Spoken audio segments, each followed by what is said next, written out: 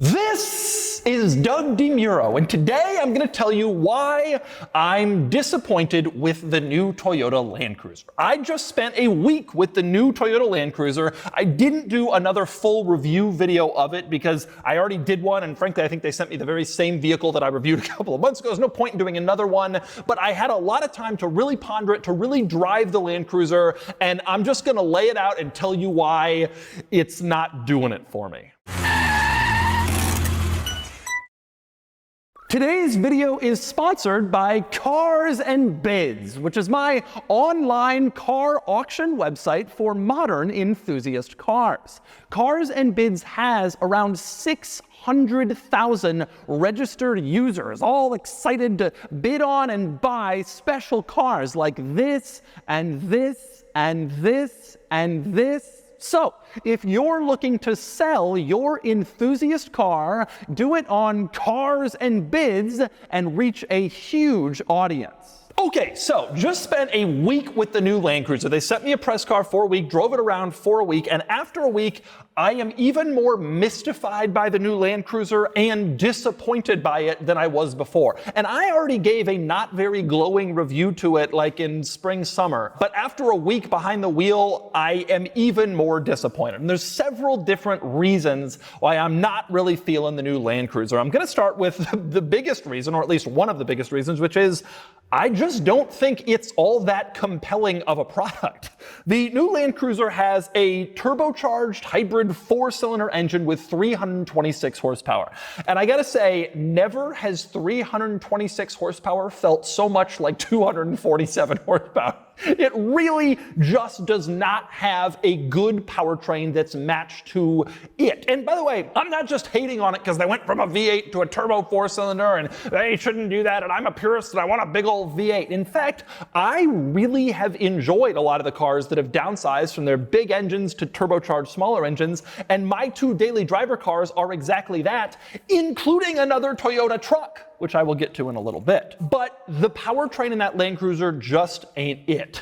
It does not feel, 326 horsepower, I'm astonished when I read that figure because I drove around in this thing and it really felt like mid-twos. It is a loud engine. It is constantly being like hard worked. You floor it and you're not really going all that fast and it feels like it's just not really that well suited to the Land Cruiser. The engine feels overmatched despite the power figure, and I'm astonished to hear that the power figure is that high. Beyond just the powertrain though, the other thing that makes it not that compelling of a product is it doesn't seem all that premium considering the price point. This thing starts around $60,000. That's big money, but it feels more like a mid-tier kind of average Toyota product. On the outside, you have this look. I don't love the look, but a lot of people do. They think it looks like cool and, kind of retro and fun and heritage and boxy and blocky, but then you get inside, and first the door slam feel is just tinny and cheap feeling, and you get all throughout the interior, and it's just not cool. The coolness of the exterior is not mirrored by the interior, which kind of feels like a Toyota Highlander. Like you get inside, and it's just like you're driving a Highlander. It's nothing special. It's nothing cool. It's nothing that feels Land Cruiser. It's nothing that feels brawny and muscular like a Land Cruiser should and like it has in the past. It just feels like you're driving a Venza when you're sitting inside. And so the interior doesn't feel like the premium product they're trying to position it as. It feels like the mid-tier product that it actually is. Okay, so powertrain and interior are big drawbacks. But to me, another major disappointment about the new Land Cruiser is I really don't feel that it's particularly compelling on its own, like I just mentioned, but also compared to other Toyota products. So, the new Land Cruiser and the new Lexus GX are very similar. On the outside, they are practically identical except for front end design. They are really similar looking. So, to distinguish them, they had to basically create differences between the two from a product planning standpoint. And the result is the Land Cruiser got dumbed down because even though it's the Land Cruiser, it's still a Toyota, and the Lexus had to be the nicer, more desirable, more premium product of the two. So, The Lexus has the twin-turbo V6 that's available, 350 horsepower. The Land Cruiser does not. It's 4-cylinder only. The Lexus, the GX, offers 3-row seating. The Land Cruiser does not. It's 2-row only. Meanwhile, the new 4Runner that's coming out, offers the same turbo hybrid 4-cylinder powertrain as the Land Cruiser, but it offers the 3-row seating that the Land Cruiser doesn't have. So, if you want more power than the Land Cruiser gives, and you will, you get the Lexus GX. If you want the same power, you get a 4Runner because you can get a 3rd row. If you want a 3rd row, you can get a 4Runner or a GX. The Land Cruiser does none of those things. It's just not compelling, and it's priced similarly to the 4Runner, which offers the same or more stuff. I just don't understand it. And frankly, let's be entirely honest, the 4Runner looks better. Now, this is a controversial point. Most people think the Land Cruiser looks better. It's blocky and boxy and cool. But I have a suspicion that in the tests of time, the Land Cruiser will start to look a little cartoonish and weird and won't age well, whereas the 4Runner was just a very good modernization of a car we already love. I am old enough to remember when the 5th gen 4Runner came out in 2012 and everybody hated it, and now it is beloved because it grows on you and people fall in love.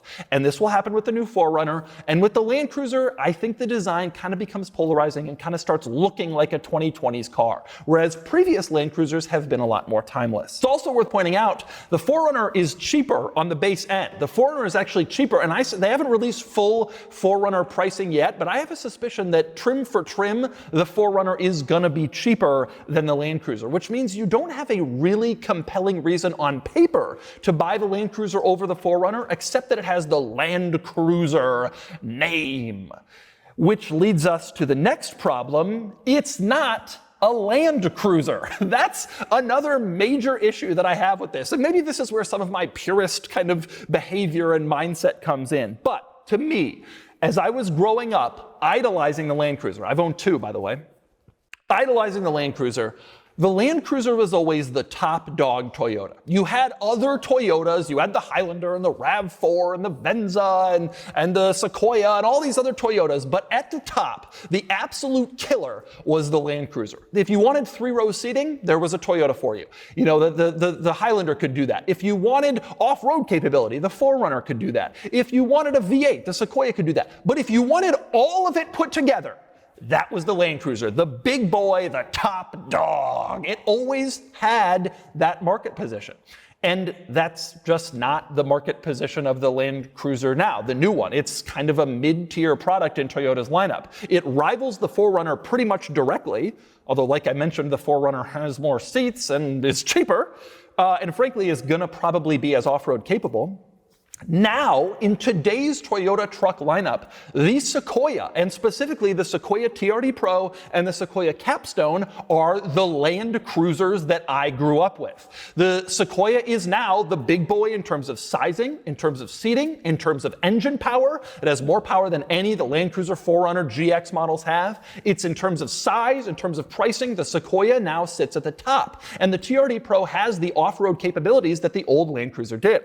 And I gotta say this, as a Sequoia TRD Pro owner who came out of a Land Cruiser, I only know a couple of other Sequoia TRD Pro owners, and they all came out of either Land Cruisers or LX570s. They realized that for the needs they wanted in the Land Cruiser space, the Land Cruiser just doesn't do it. You actually have to get the Sequoia, which now occupies that market position. Now, to be fair to Toyota, I have absolutely no doubt that part of the reason that Toyota positioned the Land Cruiser where they did is because there was no room left above the Sequoia. Sequoias are 85 grand in TRD Pro or Capstone form. You couldn't make a $100,000 Land Cruiser and assume that it would sell. But the result of that is the Land Cruiser has now been dumbed down. And I think a lot of the people who are going to be buying the new Land Cruiser, they're buying it for bragging rights. Ooh, I got a Land Cruiser. But those of us who know, no.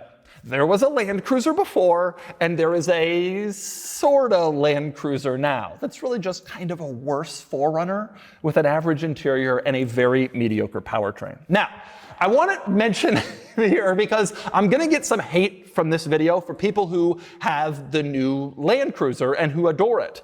And I want to say I'm not like a hater of these products. I have always loved the Land Cruiser. I owned, like I said, I've owned 2 of them. I had a 1997 80 series Land Cruiser, and I had a 2003 2013 200 series Land Cruiser, and I have a Sequoia now. I am a Toyota truck person. I've had a lot of them. They've been tremendously useful, high-quality vehicles for me. I also think, like I mentioned, the new 4Runner is fantastic. I'm very pro Grand Highlander and Sienna. I love the new Tundra. I think the new Tacoma is great, although it's too expensive. But to me, the Land Cruiser is sort of the sole hole in that product line. It falls flat. It's just disappointing. It doesn't do what a Land Cruiser does. It doesn't have the brawny gravitas that previous Land Cruisers had. It has a tinny feel to it. It has a mediocre, kind of weak engine, cartoonish styling, and frankly, it just doesn't solve a problem that Toyota's lineup is missing. Now, I understand they're selling reasonably well, although I have to say, I kind of expected they'd be selling a little bit better. You can find them pretty easily at Sticker. They're kind of around. Grand Highlanders are hard to find. Land Cruisers are easy. And I think part of the reason for that is that the real Land Cruiser folk who want to off-road modify them and spend the big money and go crazy, they're either getting Sequoias or old Land Cruisers. They know the new Land Cruiser just ain't the Land Cruiser. And so there you go. That's my take on the new Land Cruiser. Again, I love Toyota trucks. I think they do a lot of great stuff. I'm really excited for the new 4Runner, which has a lot of positives on paper. Haven't driven it yet, but that should be soon. But I really think that the new Land Cruiser falls flat for all the reasons I just mentioned. The GX is more compelling, the Sequoia is more compelling, the 4Runner is more compelling. The Land Cruiser, to me, isn't, they should have called it the FJ Cruiser Part 2. Like, that's really what it is and where it is in Toyota's lineup. And it's just kind of a disappointing reuse of a name that had become to symbolize a lot to a lot of people. And I just think this new one doesn't quite get there. That's my take on the new Land Cruiser.